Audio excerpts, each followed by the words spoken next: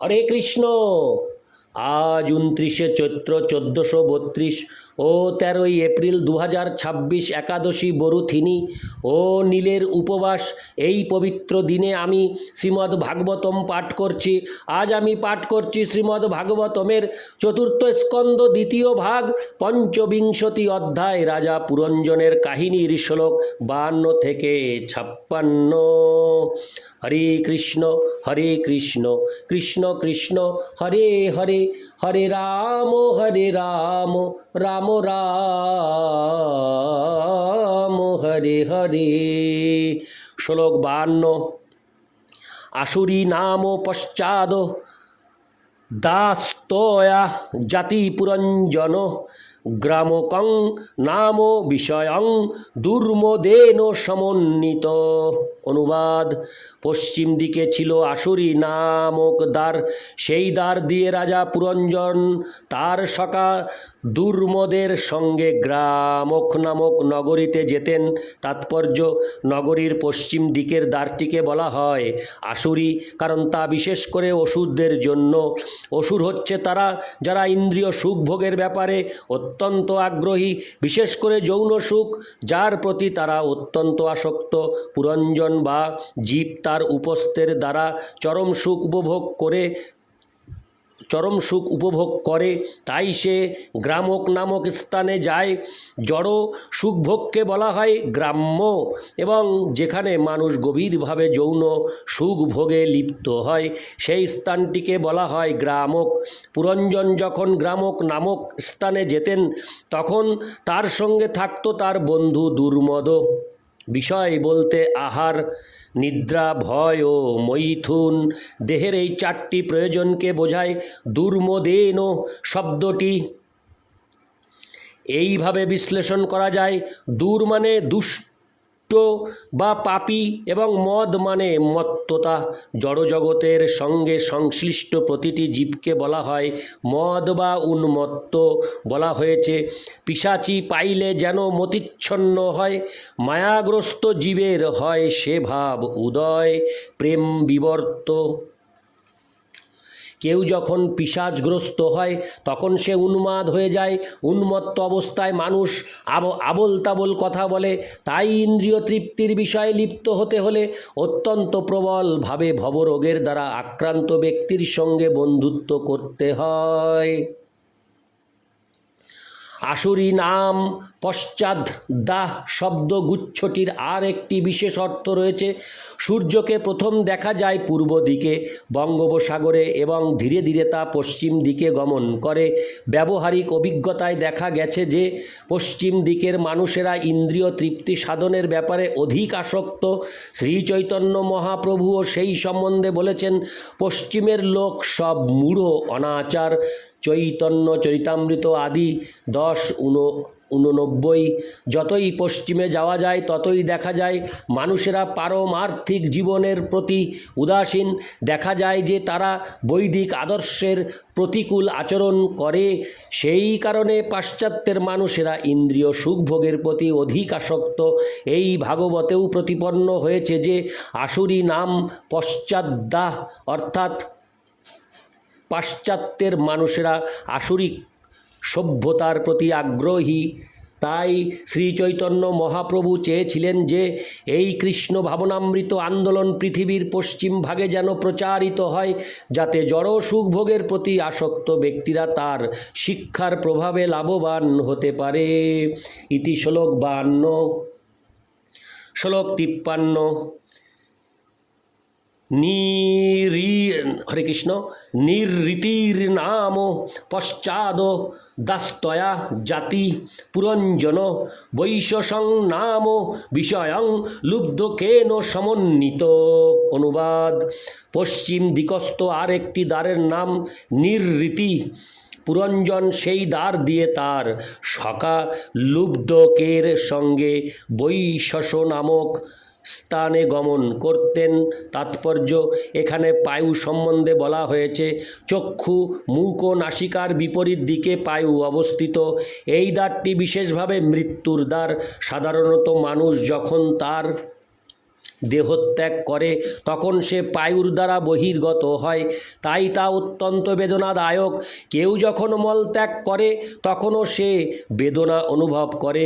জীবের যে শকাটি এই দ্বার দিয়ে যাওয়ার সময় তার সঙ্গে থাকে তার নাম হচ্ছে লুব্ধক, অর্থাৎ লোভ।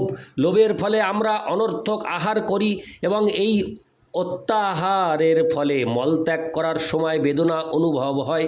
মূল কথা হচ্ছে যে জীব যদি যথাযথভাবে মলত্যাগ করে তাহলে সে সুস্থ অনুভব করে। এই দ্বার হচ্ছে নির্রীতি বা বেদনাদায়ক দ্বার। ইতি শ্লোক 53, শ্লোক 54। অন্ধা বমিষাং পৌরাণাং নির্বাক পেশঙ্কৃতাবুভৌ অক্ষণ্ণতামধি প্রতিস্তাভ্যাং জাতি করতি চ।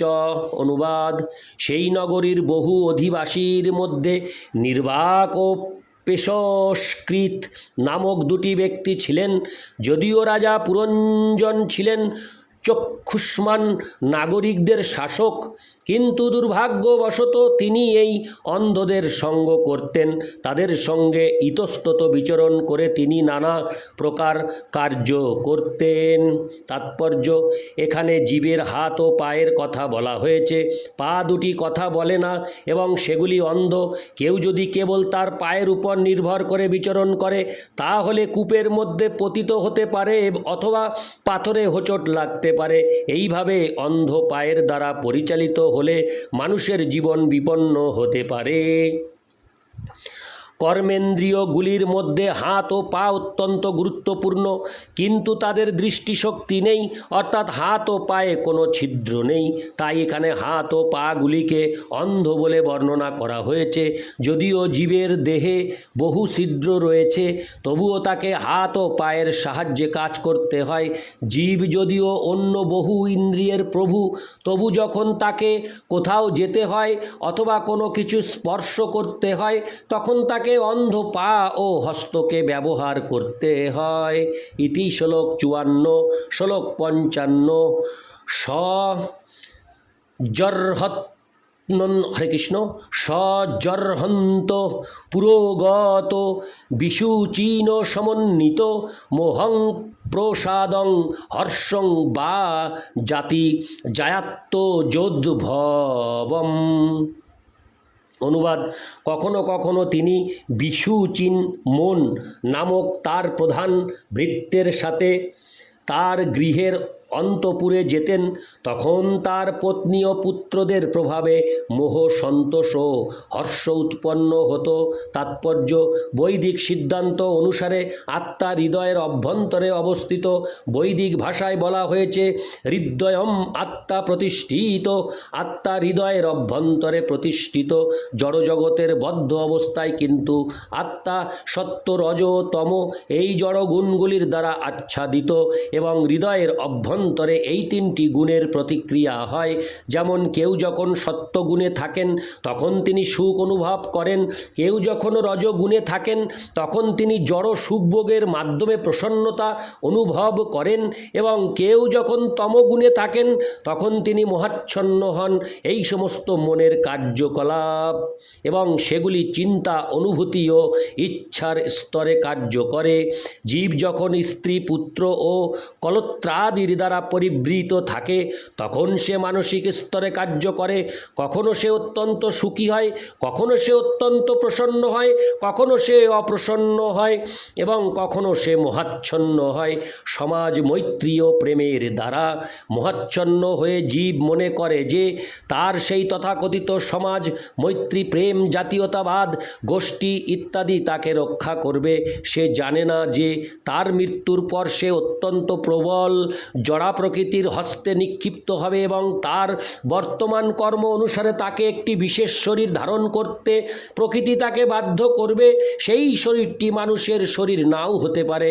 অতএব সমাজ, স্ত্রী, পুত্র ও বন্ধু বান্ধবদের মাঝে জীবের এই যে নিরাপত্তার অনুভূতি তা মোহ ছাড়া আর কিছু নয়। বিভিন্ন প্রকার জড় শরীরে অবরুদ্ধ সমস্ত জীব জড় সুখভোগের জন্য তাদের বর্তমান কার্যকলাপের দ্বারা তারা মোহাচ্ছন্ন, তারা তাদের আসল উদ্দেশ্যের কথা ভুলে গেছে, যা হচ্ছে ভগবত ধামে ফিরে যাওয়া। যারা কৃষ্ণ ভক্ত নয় তারা সকলেই মোহাচ্ছন্ন বলে বুঝতে হবে। জড়বস্তুর মাধ্যমে তথাকথিত সুখ ও তৃপ্তির অনুভূতিকেও মোহ বলে বুঝতে হবে। প্রকৃতপক্ষে সমাজ, বন্ধুত্ব, প্রেম অথবা অন্য কোনো কিছুই মানুষকে ভগবানের বহিরঙ্গা প্রকৃতির জন্ম, মৃত্যু, জরা ও ব্যাধির আক্রমণ থেকে রক্ষা করতে পারে না। এই মোহাচ্ছন্ন অবস্থা থেকে একটি জীবকে উদ্ধার করা অত্যন্ত কঠিন। তাই ভগবান শ্রীকৃষ্ণ ভগবদ গীতার 7:14 বলেছেন, দৈবী হেষা গুণময়ী মম মায়া দূরত্বয়া মামেব যে প্রপদ্যন্তে মায়ামেতাং তরন্তিতে। ত্রিগুণাত্মিকা আমার দৈবী মায়াকে অতিক্রম করা অত্যন্ত কঠিন, কিন্তু যারা আমার শরণাগত তারা অনায়াসে তা অতিক্রম করতে পারে। অতএব সম্পূর্ণরূপে ভগবান শ্রীকৃষ্ণের শ্রীপাদ পদ্মে শরণাগত না হলে জড়া প্রকৃতির 3 গুণের বন্ধন থেকে মুক্ত হওয়া যায় না। ইতি শ্লোক 55। শ্লোক 56।